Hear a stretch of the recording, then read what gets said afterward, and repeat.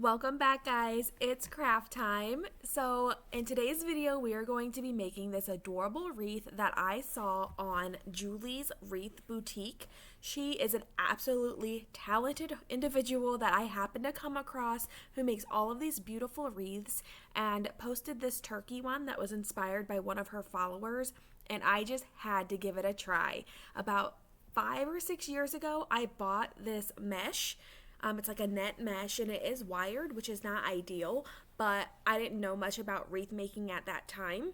And so I had purchased this to make a turkey wreath, and I completely chickened out because I had not had any success with mesh type wreaths in the past. And so I've literally been sitting around with this for 5 to 6 years. Last year I made another wreath with it. It turned out okay, I guess, but I'm ready to face my fear and give it another go because her video is super helpful to kind of get me going on my way. So we're just gonna jump straight into it. I apologize if I sound a little weird or my audio's a little off. I've been sick, so my voice has been going in and out, and I'm also recording this from a hotel because my baby brother gets married this weekend and I am so excited. Anyway, as you can see here, I have been cutting some of this mesh, and I am doing it with a wood burner. Now, this is the most genius thing I've ever seen in my life. She uses it and it just cuts straight through the fabric, and it leaves all the edges nice and sealed so that they don't fray, and it's just effortless. Now, I have to take an extra step to cut that wire because mine is wired, which I don't know why, but for the most part, you would just cut it through. Now, she uses a glass, like cutting board or block thing. I don't have that. So as you can see, I just have a piece of glass here that I took out of a picture frame. Just be very careful if you're like me and just kind of winging it. They have very sharp edges. And then I needed to make sure I had a way to measure, so I just taped a ruler to this piece of glass, and that's what I'm using. Don't judge me. I didn't want to spend a bunch of money on stuff that I don't know how often I'll use, so I'm a very big advocate for use what you have.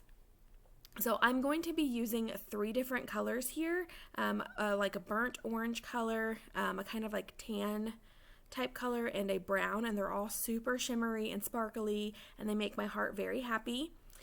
And her tip is that you want to cut into squares. So I'm using this, and it is 10 inches tall, so I want to make a square by making it 10 inches wide as well. So I just find the 10-inch mark, and I'm cutting them all down, and I'm just cutting out as many squares as I can because I'm not sure how many I'm going to need. I'm going based off of her tutorial, and I will link that in the description. She is very talented. Go check her out. And I'm just going to kind of take you guys along on my journey on what I did, how I did it. But also, like I said, I'll have her video linked so you can see her. She's the professional at this. I just really wanted to give it a try. So as far as the wood burner tool goes, I just picked that up from Hobby Lobby, or you can probably find it at any of your local craft stores or Amazon, and I believe it was like $15. So yeah, I'm going to be moving forward with my wired wreath frame. I have a 12-inch. I know that's not the same size she used. It's a little bit bigger, but again, use what you have. I happen to have several of these on hand, so I wanted to go ahead and use one of those up instead of buying something else. Now, the key to this is going to be completing the circle to make sure that there's no hole in the middle. She uses this plastic mesh stuff that I could not find. She says she usually gets it at Hobby Lobby or Joann's Fabric.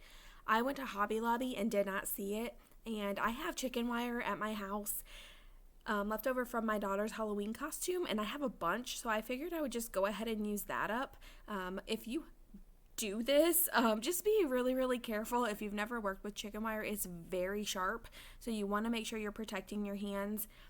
Make sure you have good wire cutters. Usually you would wear gloves while working with it because it's just going to be a simple circle, and I'm not going to be like reshaping it or anything. I'm just going to use my wire cutters to cut it down. So I'm going to use some zip ties, attach it to the frame to make sure it covers that entire inner circle, And then I'm going to use my wire cutters to cut it down all the way around, and then use some needle nose pliers to bend those sharp edges around the frame to secure it, but also to point down and out of the way to where they won't be catching on any fingers or fabrics or anything. You just want to be very careful. This thing did make me bleed a few times. After you get everything zip tied in place and cut down and everything, you want to go ahead and take those wire cutters and snip the zip tie, it's like the little tail, off as close to the cinched down part as you can. That way there's not any excess sticking up, and then we're ready to move on to the next step. Now I'm going to go ahead and prep everything as much as I can. That way when I get going, I don't have to stop. So I have this little round foam piece. You can find these at the Dollar General or any of your craft stores, probably Walmart. And I just picked this up, and I want to go ahead and round the front a little bit and take that sharp edge off, because this is going to be the face of my turkey. So I'm just doing that with my little box cutter. I'm just going to take that sharp edge off real quick, kind of wipe away any of the excess styrofoam, and then I'm ready to move on to the next step. In order to secure the head to the wreath, we're going to need to put some wire through the styrofoam round. So what you're going to do is just take a piece of floral wire, or even if you have like a twist tie, pipe cleaner or something, just use that, bend it in half, take the two tails and pierce it through the styrofoam through the front, and then pull the tails through the back. And that's going to give us something that we can use to tie down the head to the wreath once we're ready to add it on. From there, you want to just take a little piece of fabric or something and glue that down in between those two tails. And what that's going to do is just make sure that if you do accidentally pull too hard or something, the wire's not going to be able to come all the way through and fall out and have the head fall off. That would be very unfortunate.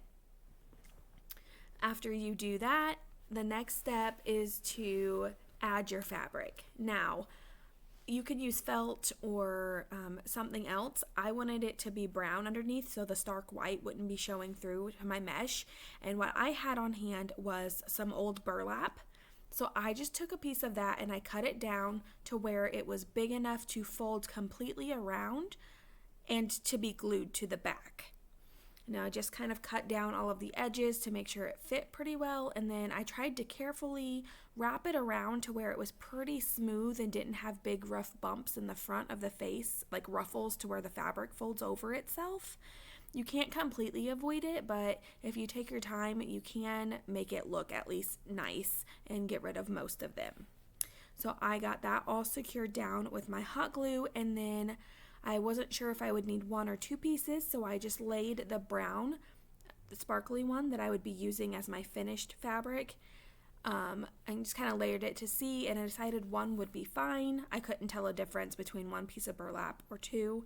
If I had like felt or something, I would have just used that so that none of the white would show through, but I think it worked out. So I'm going to take a piece of the brown mesh and I'm going to add it over top of that burlap, and I'm going to do that using the hot glue, but I'm also going to use these little floral pins that I've had for a while. I can't remember exactly what they're called, but they're really long. They're about 2 inches long, and I just took my wire cutters and I just cut them down to where they were a length that would penetrate the styrofoam and give me a good secure pinning, but without going through the front of the turkey's face.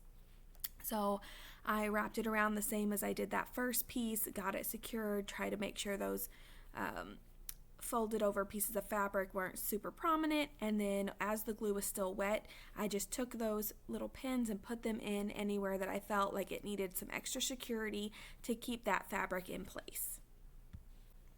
Now that that is done, we get to move on to the fun part and start building our turkey.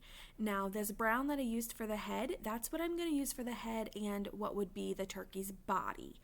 The burnt orange and the tannish color are what I'm going to be using for his feathers.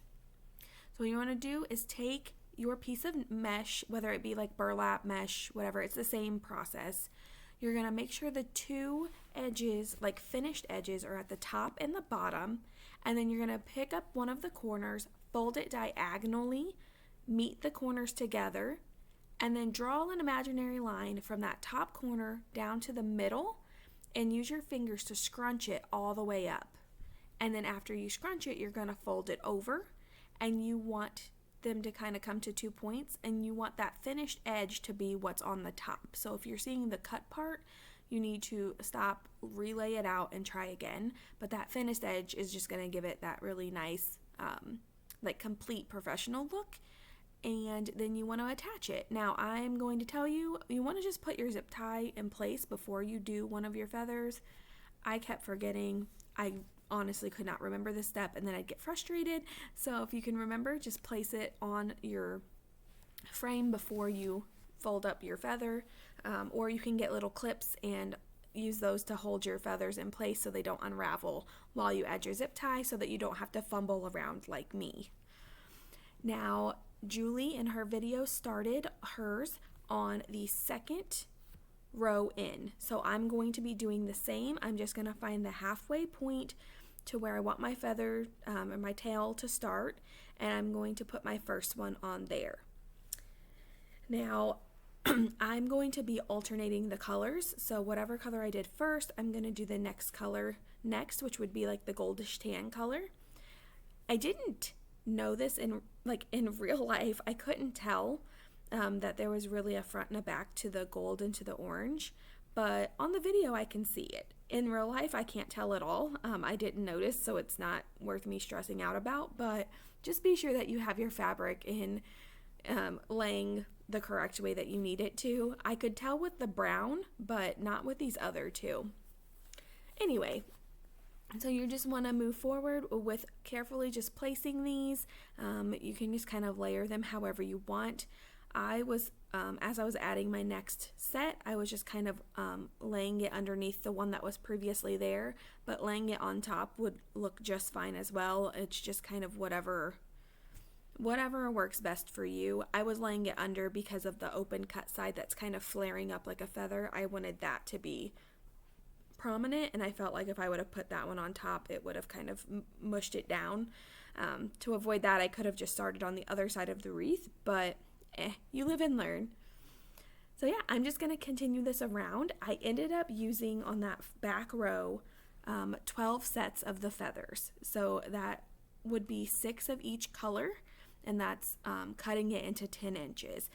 Now again, I remind you, I didn't have a full roll on any of these colors, so if you have a roll of whatever, it should work fine for you, but I was not starting out with a brand new one. But I'll put the dimensions of the roll and exactly what it was down in the description, so that if you want to find something similar, you can do that. And then it was time to move on to row 2 of the feathers. Now for the second roll, you want it to kind of offset, so you want it to kind of sit in between the two. So you can see here I'm putting my next one right in between the first 2 sets of feathers, so it's kind of offset, and then you can start with whatever color you want. I'm starting with the gold since it's right up against that brown, and then for that roll I'm starting in on the innermost part of the frame, so it would be 4 if you're counting from the outside rung in. And on that roll I ended up doing 8 sets of feathers, and then it would be 4 of each color.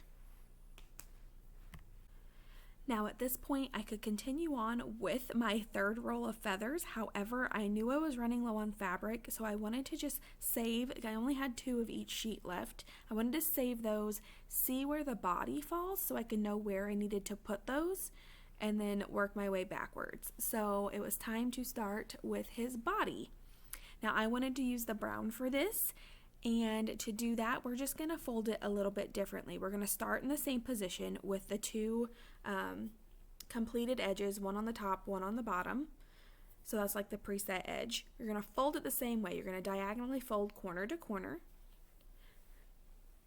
But then instead of scrunching it through the middle, you're going to start on the top corner. You're going to fold that corner underneath to give it like a good edge, and you're just going to scrunch that all the way down to the bottom corner. And when you get to the bottom corner, you're just going to fold that underneath just like you did the first one. And voila, you have your next little feather.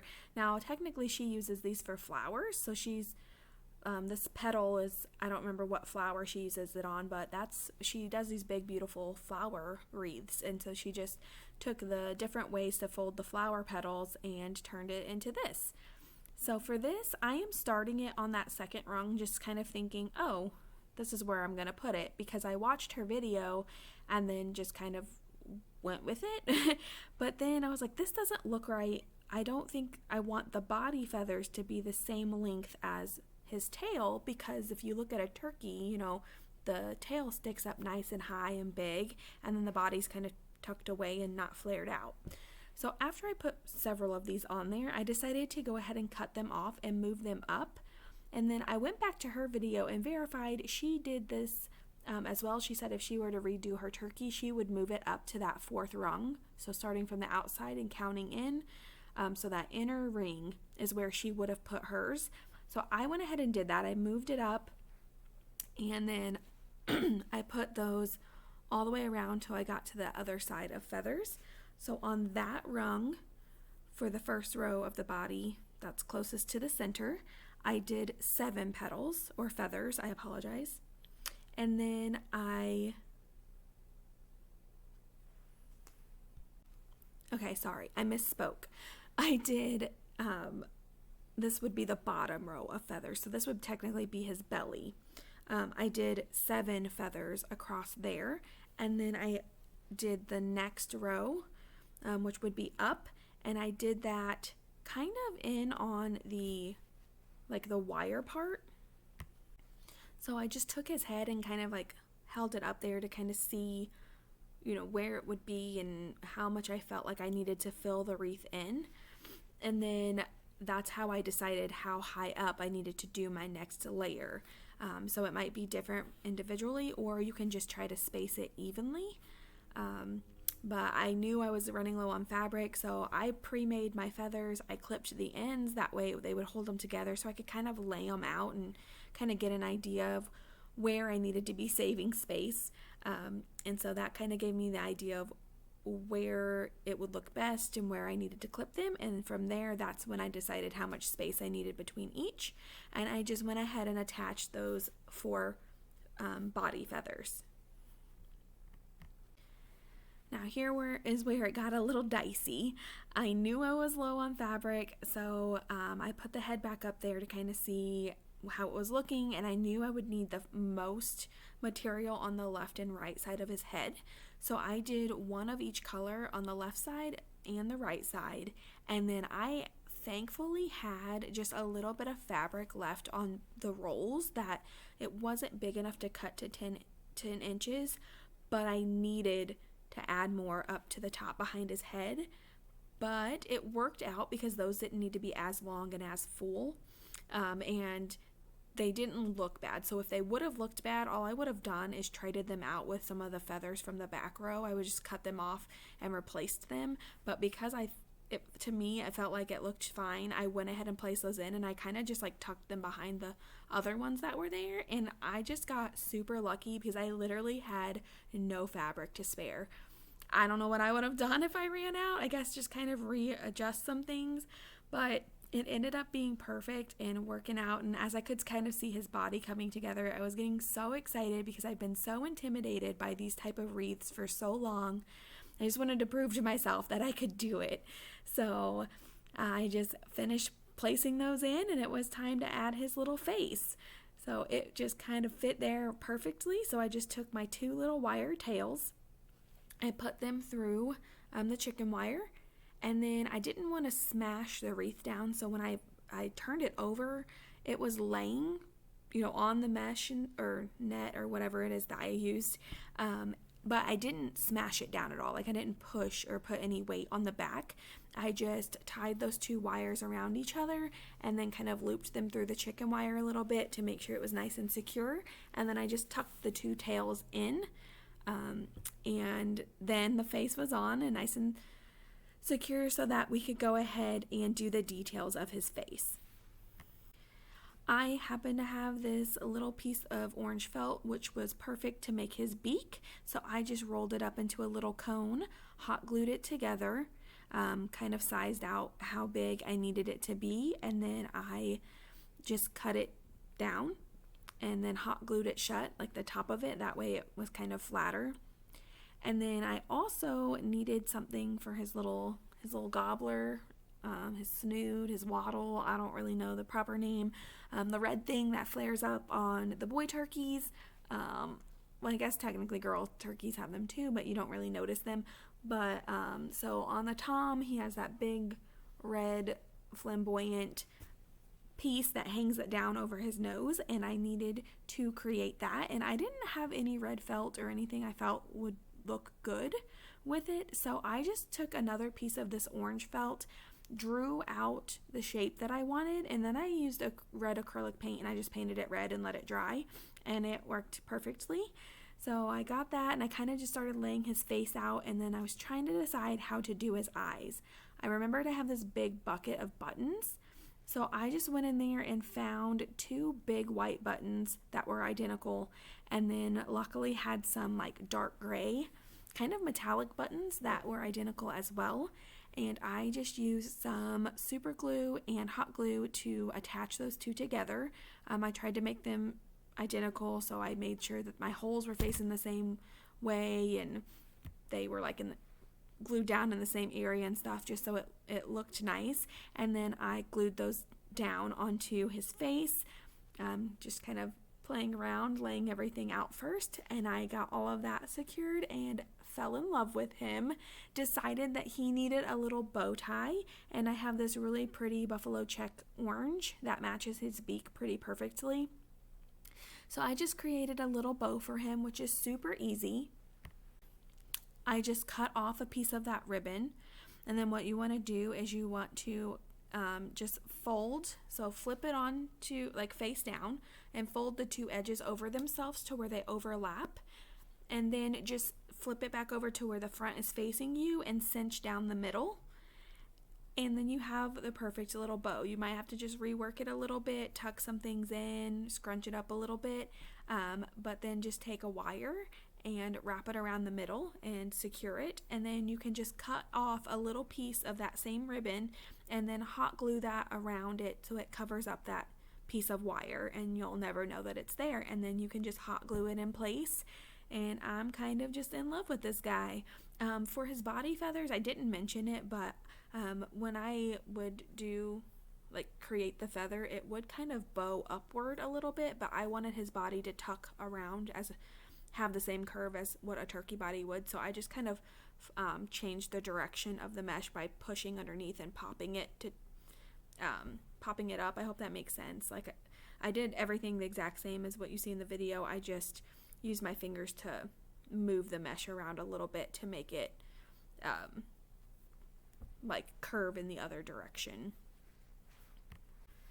Now the next step is optional, but I really appreciate Julie's extra steps to make the back look presentable, because I really think it just takes everything to the next level and shows that you really put a lot of care into your project. So she completes her backs by just cutting a piece of felt into a circle and securing it to the frame with some zip ties.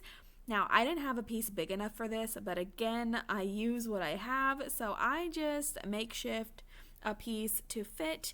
I sliced little holes with my scissors, put the zip tie through, cinched it down on the frame, and cut off the tails, and then my little turkey is complete. I am so in love and proud of this piece, you guys. So I'm just gonna let you admire him. Let me know in the comments how you feel about him.